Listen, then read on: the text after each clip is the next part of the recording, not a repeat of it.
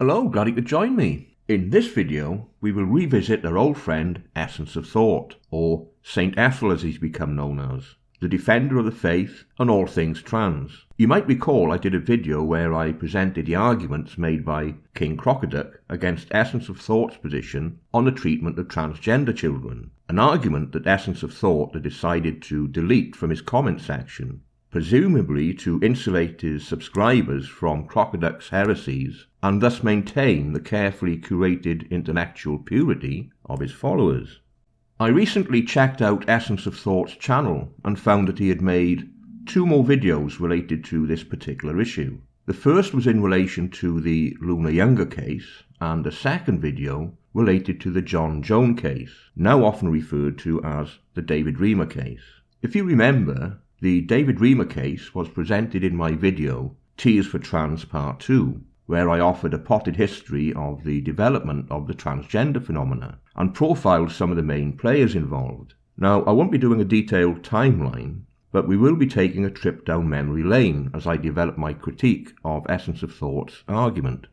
I will primarily focus on Essence of Thought's second video, the one that discusses the psychologist John Money, but I will also need to reference the first, the one that relates to the Lunar case, because both are related, but not in the way that Essence of Thought seems to presume. This link, I hope, will become obvious as we proceed. So first, I'll make some general points in relation to St Ethel's presentation of the Lunar case, because, if you recall, I did make a comment in my Crocoduck video that Essence of Thought was not being unbiased in that instance, but I didn't elaborate because I wanted to keep the focus on Crocoduck's well-considered rebuttal of Ethel's position.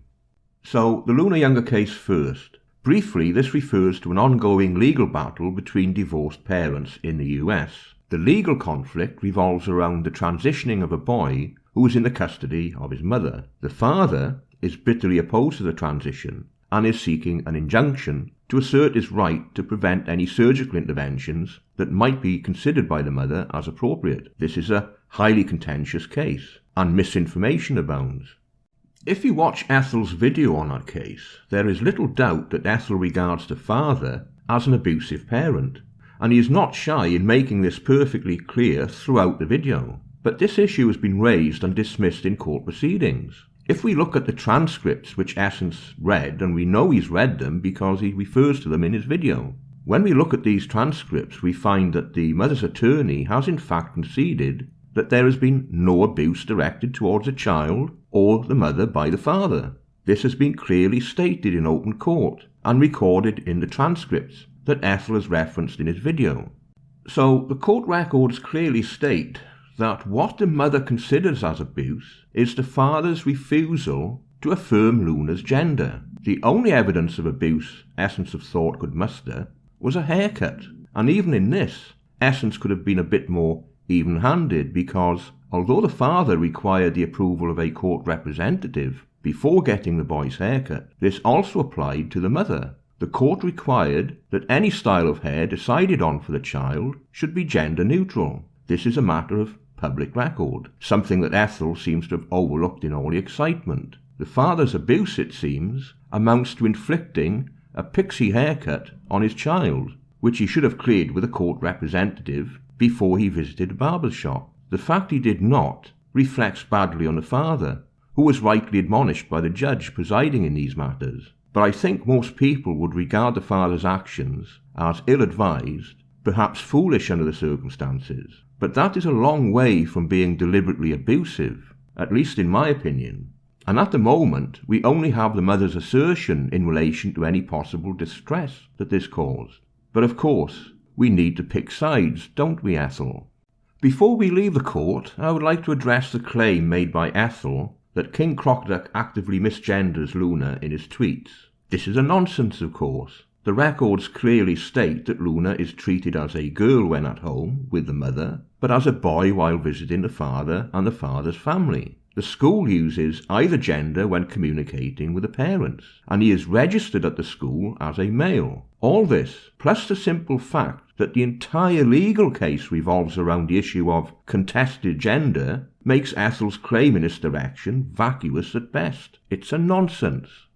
So much for the Lunar case. But what I would like you to be mindful of is the term affirmation, which is prominent in Ethel's narrative. The mother regards the father's refusal to affirm Lunar's gender. She considers this abusive. We know from Ethel's video that the mother has already consulted with the gender clinic in relation to future treatment options, and while he's with his mother, he has socially transitioned. The clinic is following the Dutch protocol. Any claim made by Ethel that surgery is only a possible option is disingenuous, because the child is already following the affirmation pathway. And while surgical intervention may be an option, it is more likely than not, given the circumstances and the protocol involved.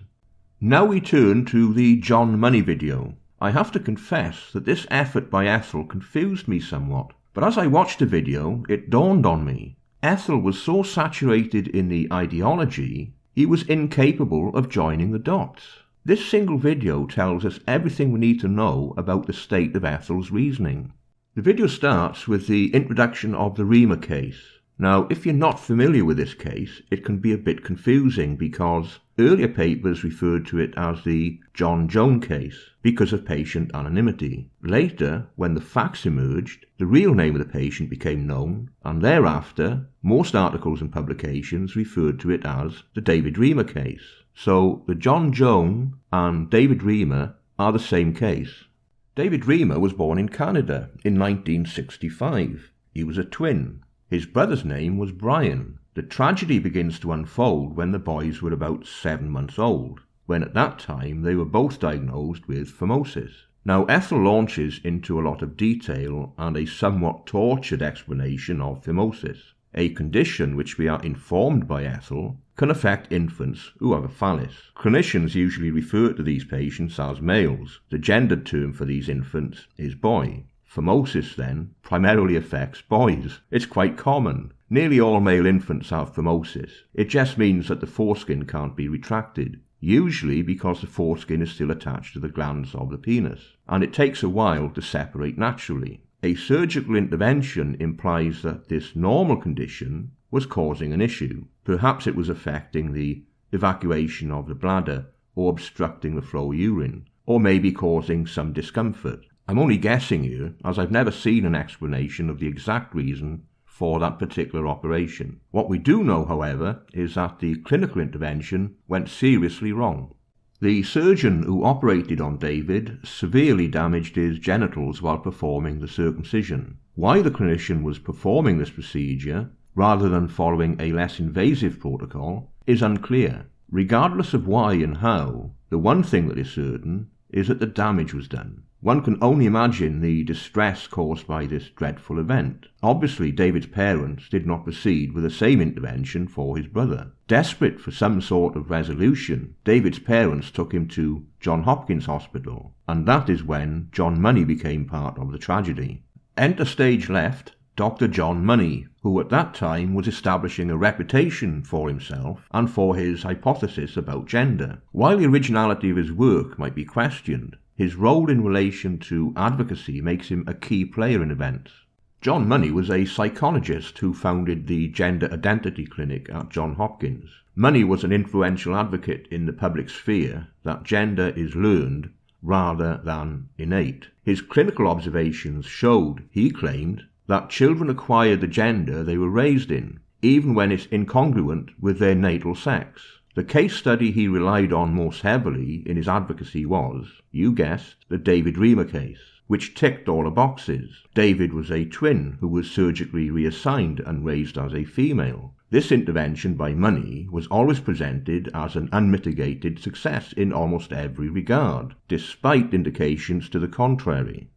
Unfortunately, Money's presentation of this intervention as an unmitigated success was far from the truth. David became ever more unhappy in his role and eventually had to be told the truth, after which he detransitioned and tried to lead a normal life as a male. After a divorce and the suicide of his twin brother, David himself ended his life. It is difficult to imagine the pain and suffering that this entire series of events caused that family.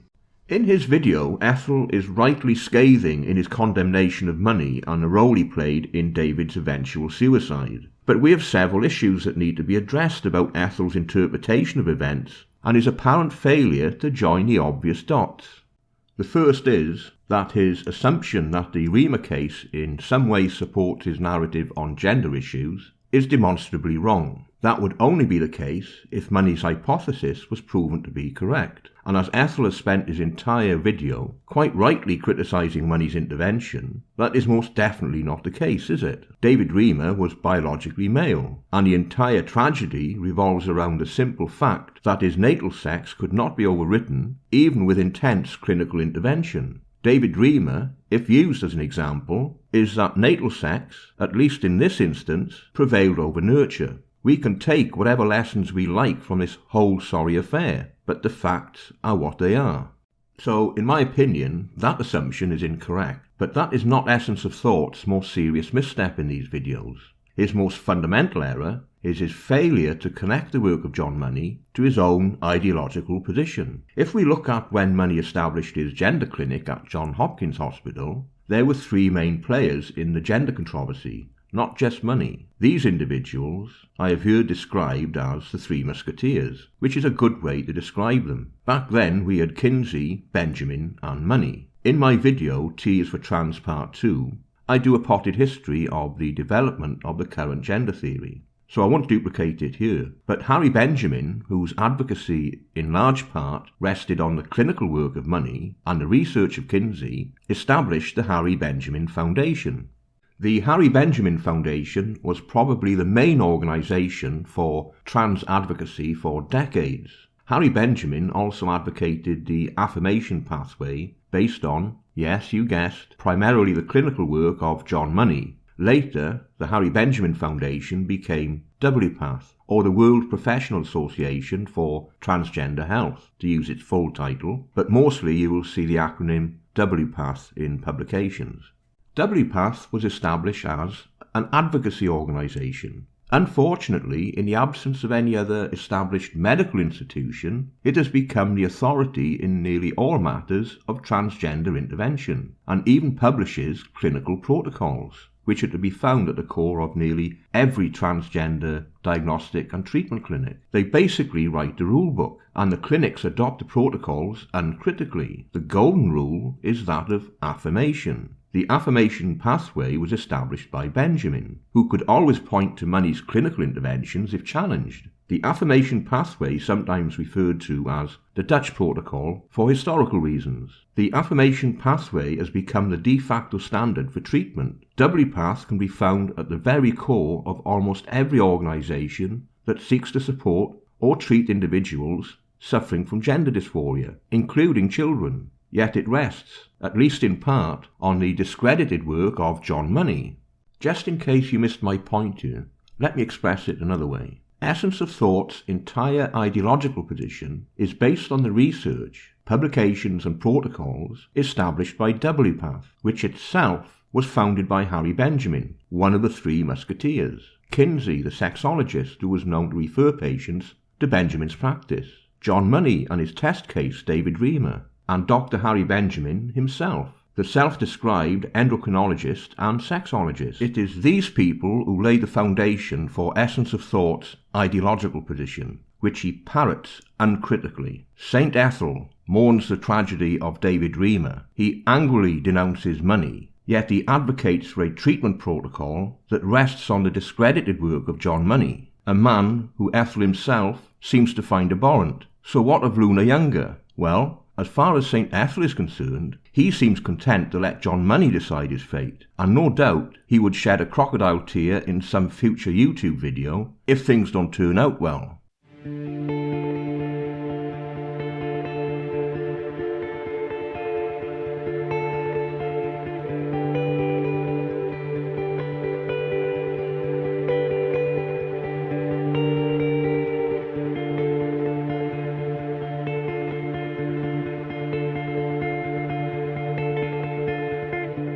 We end our adventure at this point. I hope you found something of interest in this video. If you would like to support my channel, I now have a Subscribestar page. If you're unable to support my work through Subscribestar, you can share, like or comment. It's all good. Thank you for watching.